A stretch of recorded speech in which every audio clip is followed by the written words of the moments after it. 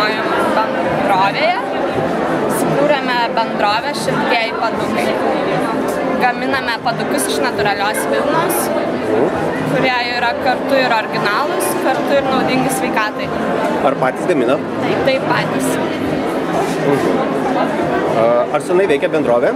Nuo sausio mėnesio. Ar pelninga? Dar kol kas pradžia, tik tai.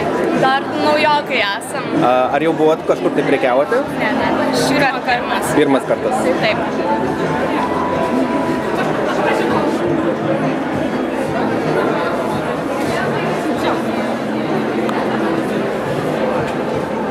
Kuo jūsų bendrovė pasižymi?